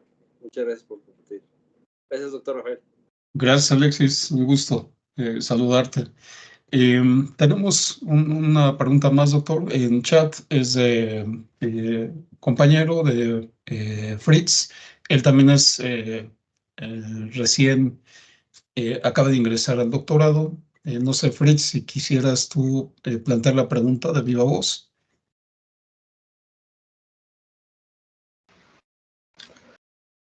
Sí, buenas tardes, doctores. Gracias, sí, te pedimos el favor, si pudieras encender tu cámara para también un reconocimiento acá del doctor, te pueda conocer también, y los compañeros que no nos conocen. Gracias, ahora sí. Buenas tardes, doctor Maldonado, disculpe. En su artículo, Complejidad de los sistemas sociales, un reto para las ciencias sociales, en Cinta de Moebius, habla usted en una parte que señala que las ciencias sociales permanecen atadas en la escala macroscópica o a lo sumo mesoscópica, pero no incorporan en general a la escala microscópica. Lo apasionante del tema es que las cosas más importantes del mundo y de la vida emergen de la escala microscópica, pero se plasman en el universo macroscópico. Me gustaría saber, bueno, a qué hacía referencia en esta cita de su artículo. Gracias. Sí, gracias, Fritz. Hoy es caduco, es vetusto hablar de ciencias sociales o humanas de un lado, por ejemplo, y de ciencias naturales, qué sé yo. Las ciencias sociales o humanas nacieron justamente eso, con la pretensión de la especificidad, la excepción, ¿cómo se llama?, del humano relativamente a todo lo demás. Déjame te cuento que nacieron en el momento más mediocre de la historia de Francia, excepto por hoy, que se llamaba la Tercera República, de manera puntual por un profesor que era, tú lo conoces, que era Auguste Comte. Bueno, a lo que apuntaba con ese texto es a señalar que las ciencias sociales humanas solo saben de escalas, tiempos o procesos macroscópicos. Y si me va bien, ¿cómo se llama? Saco 2,5 sobre 5 o saco 50 sobre 100 o cualquiera es el sistema de notas, porque se quedan ciegas frente a todo el universo microscópico. Fenómenos como la atención, la enfermedad, la salud, el amor, ¿cómo se llama? Se originan en tiempos microscópicos y en fenómenos microscópicos, ¿cierto? Pero emergen y se plasman en escalas macroscópicas. Entonces, el tema apasionante es que debemos poder saber las ciencias sociales humanas de una dimensión que ignoran por completo, y entonces a lo que apunta ese artículo, Fritz y el grupo, es a lo que eso está en otro artículo mío que se llama las ciencias sociales cuánticas. Ese artículo está en inglés. Tú buscas Quantum Social Sciences, Maldonado, etcétera. Si la memoria no me engaña, ese es del 19, y es ciencias sociales que sepan de la escala macroscópica importante y además de la escala microscópica. Y entonces hay una vergüenza, un escándalo con las ciencias sociales y humanas, es que son precuánticas. No saben nada de mecánica cuántica, de cómo se llama efecto túnel, cómo se llama entrelazamiento, superposición y otra serie de características. ¿Sabes en dónde está la dificultad? Que tengo que introducirme en el lenguaje, tengo que aprender el lenguaje de la mecánica cuántica y no simplemente ya fácilmente hablar de relaciones, entrelazamiento y cosas como esas. Yo te podría complicar la vida, te presento disculpas y decirte que hay números como 3, 8, menos 4, raíz cuadrada de 9, lo que tú quieras. Hay números en la mecánica cuántica que son específicos y que debo poder aprender. Ejemplo, spin. Ejemplo, medio spin, ejemplo, Ketz, ejemplo, Bra y otro tipo de cosas que hacen referencia a fenómenos y comportamientos cuánticos, en fin. Entonces, la invitación de este texto era hay una terra ignota que de manera atávica las ciencias sociales humanas, es decir, los que estudiamos geografía, los que estudiamos hotelería y turismo, los que estudiamos derecho, los que estudiamos antropología, yo no sé qué etcétera, ignoramos por completo y que deberíamos poder conocer. Y entonces, análogamente a cómo debemos superar la escisión entre naturaleza y cultura, asimismo debemos poder superar la escisión entre universo macroscópico y universo microscópico. Es eso, espero haberme explicado. Y entonces, con algunos autores, Fritz, eso te lo digo, pero solamente entre tú y yo, que el resto del grupo no se entere, ¿cierto? Con algunos autores hay que leerlos en función de lo que dijo en este momento, con lo que dice antes y lo que dijo después, porque la desventura de los artículos es que son muy puntuales, o si no, no me publican el artículo, y tú lo vas conectando con aquel otro, y el otro, y el otro, y tal, etcétera, y vas dibujando, digamos, un cuadro sugestivo. Bueno, yo como lector voy haciendo. Sí, era eso, básicamente, Fritz. Muchas gracias por tu pregunta. Muchas gracias, Fritz. Muchas gracias, doctor. Pues, ¿alguien más que guste extender algún comentario, alguna pregunta, alguna reflexión?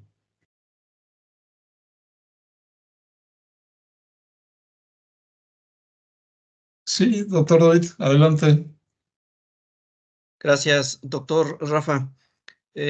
Doctor Carlos, siempre muy interesante y sobre todo es que nos da pautas para pues, generar una discusión muy extensa.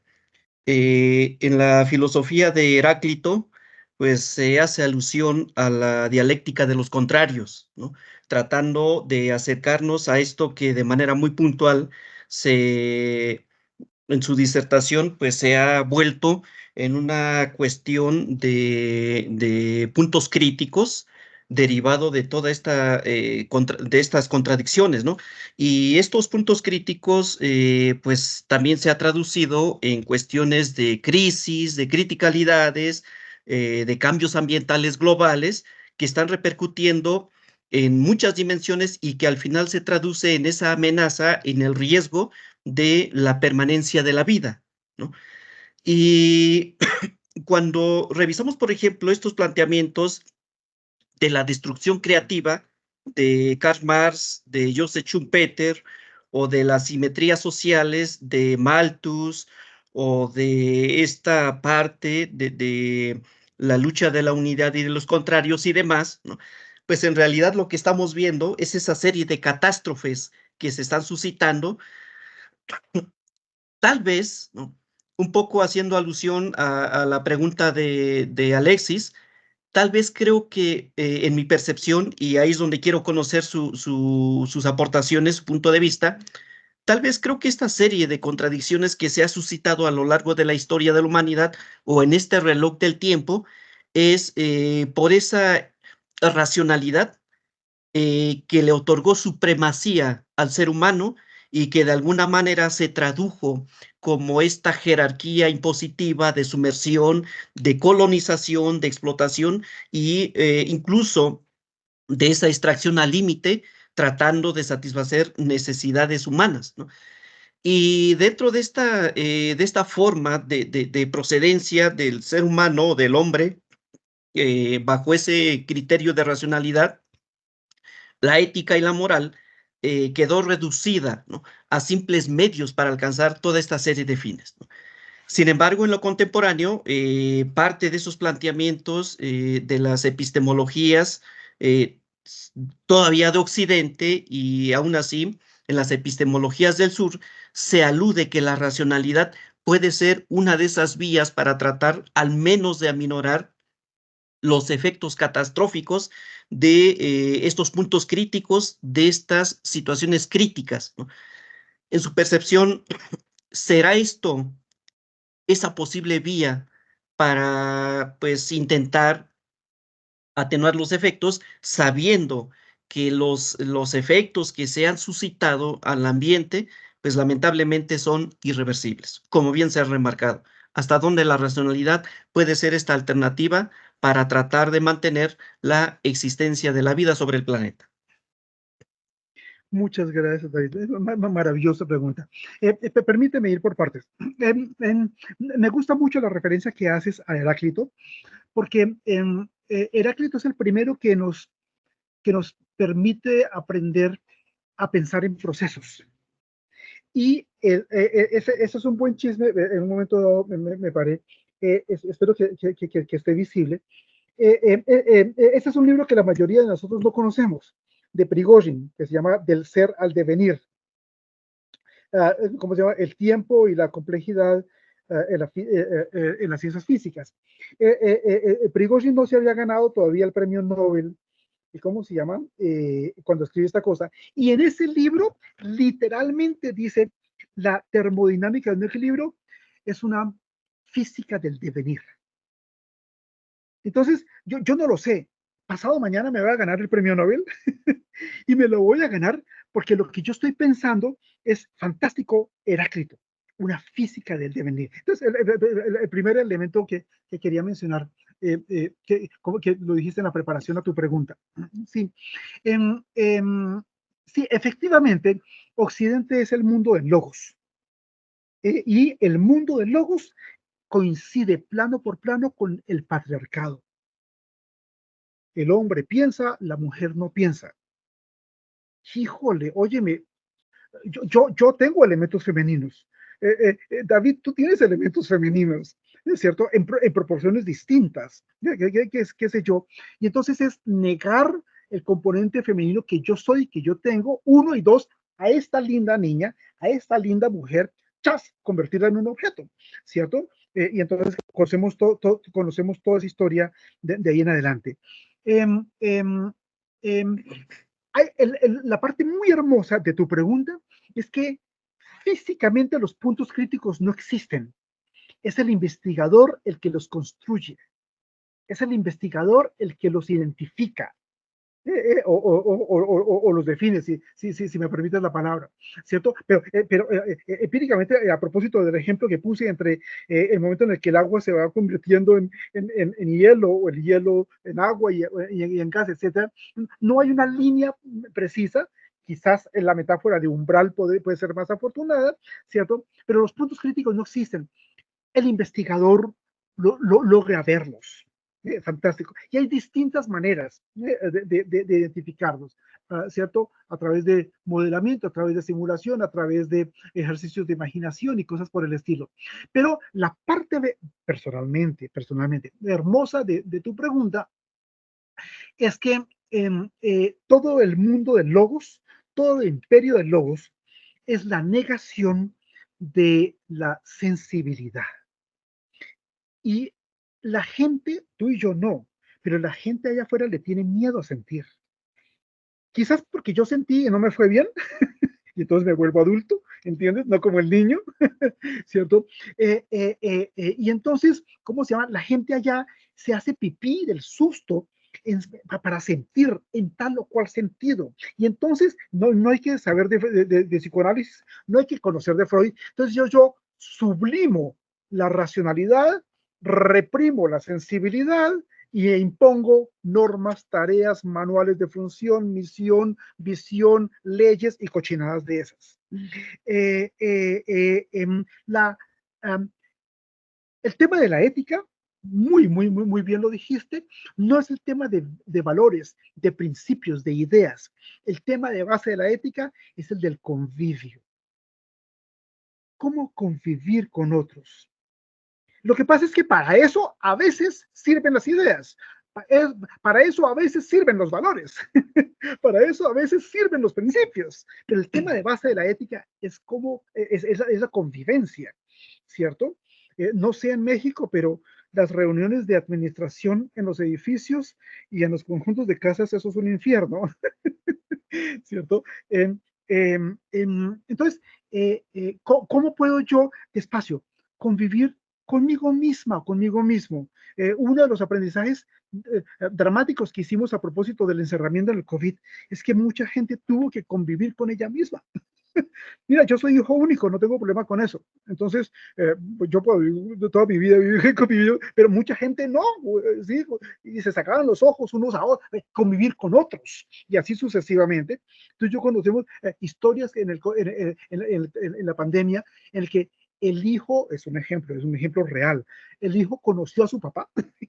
Híjole, yo no sabía que... Entonces, el tema de base, y entonces el problema del convivio es un tema de sensibilidad en toda la extensión de la palabra, que implica sensaciones y sentimientos, ¿cierto? Permíteme, te lo voy a decir en términos casi poéticos. A la naturaleza yo la conozco cuando la escucho.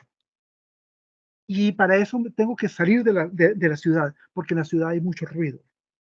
Cuando no es el tumba de la música, es lo que tú quieras. Entonces, yo no puedo escuchar en la ciudad a la naturaleza. Yo me voy a la montaña, me voy al mar. Sí, la clase media, pues se va a la alberca, pues, y en la alberca, pues tampoco escucha la naturaleza, ¿cierto? La piscina, qué sé yo. Entonces, no estoy yéndome 180 grados.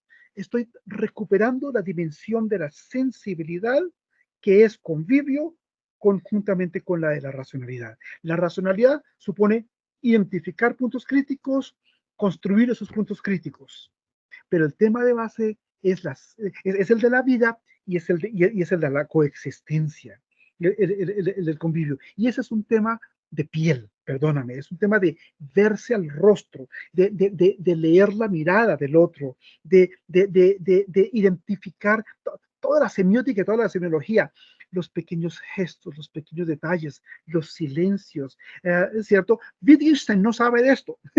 Wittgenstein no, ¿es cierto? ¿Cómo se llama? Los implícitos, los dobles sentidos, etcétera. Eso es muy importante. Entonces, se trataría sin darle la espalda a la racionalidad, con todo y los aportes que tú y yo conocemos de la escuela de Frankfurt, que se termina la racionalidad instrumental, etcétera, recuperar la posibilidad de que la gente pueda sentir. Tú y yo no, pero la gente se hace pipí del susto sintiendo. ¿Sí? Mira, respeta el uniforme, mire, respeta el uniforme, decimos los militares y cosas como, hijo, no, ya, chao, chao. ¿Sí? Y entonces preguntas, ¿tú crees en Dios o no? ¿Tú te emocionas con una flor o no? ¿Tú te emocionas con un hombre o una mujer hermosa según y así?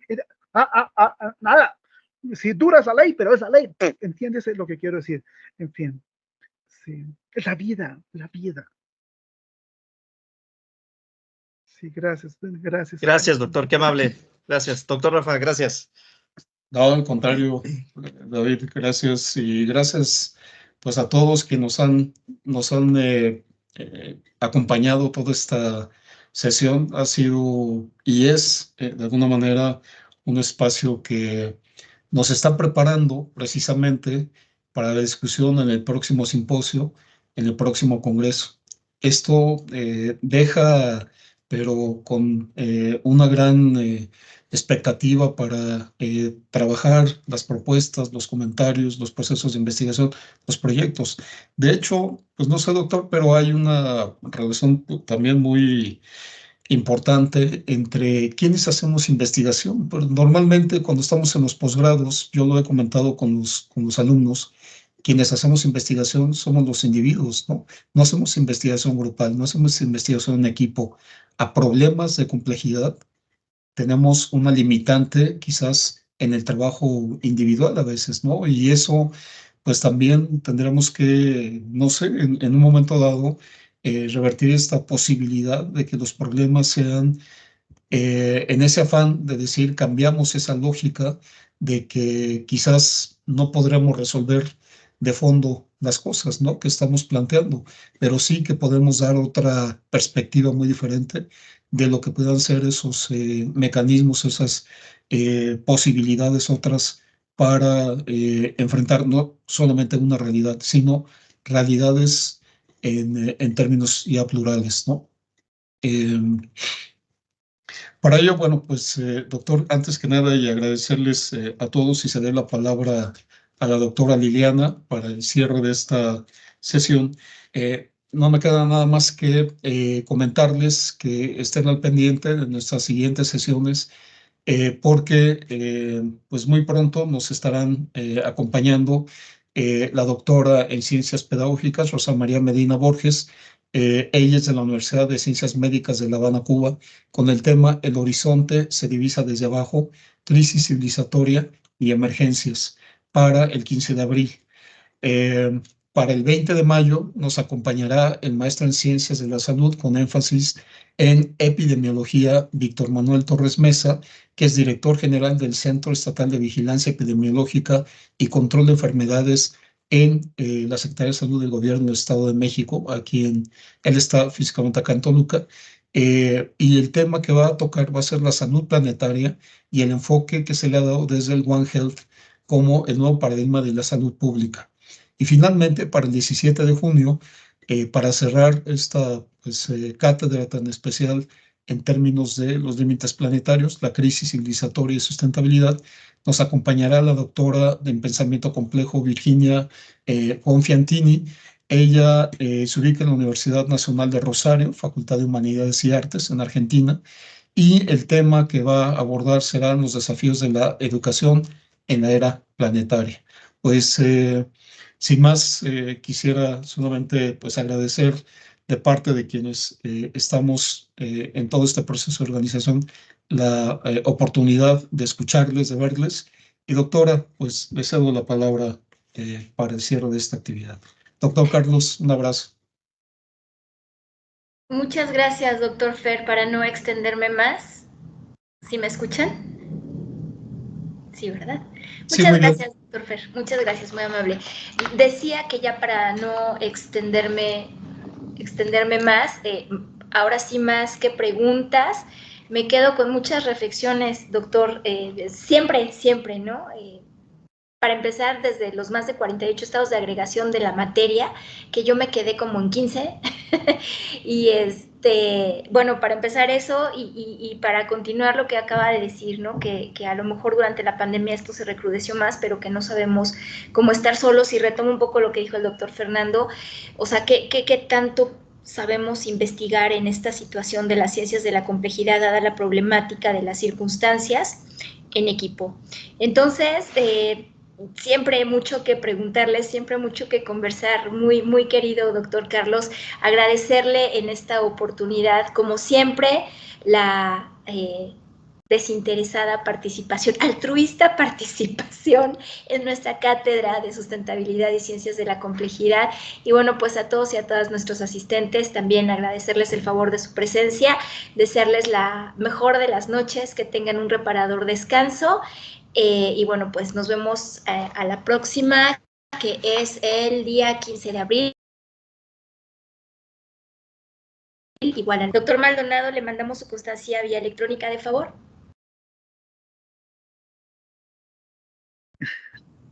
¿Cómo te agradezco, Liliana? Un abrazo gigante. A ti y al CES, fantástico. De bodas.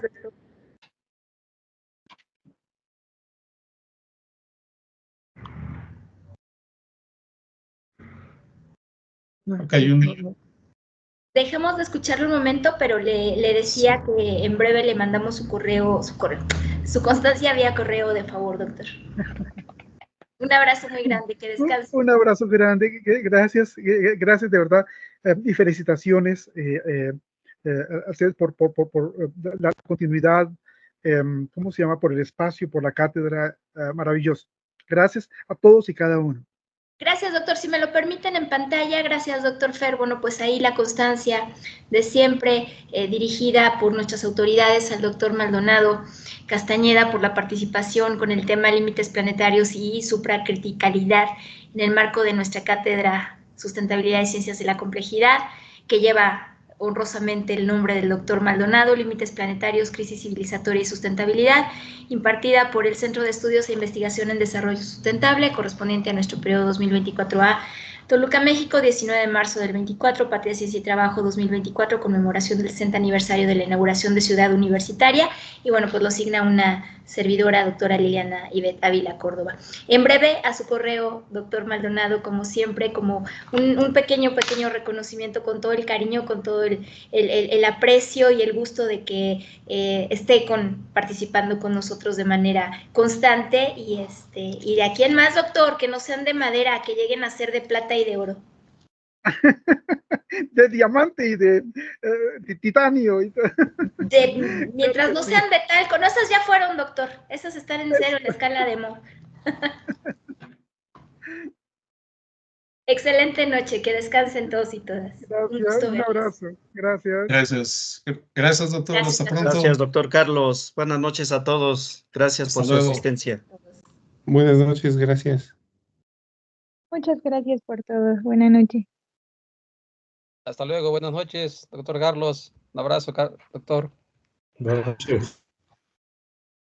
Hasta luego, muchas gracias. Saludos. Hasta luego, muchas gracias y buenas noches a todos. Gracias a todos.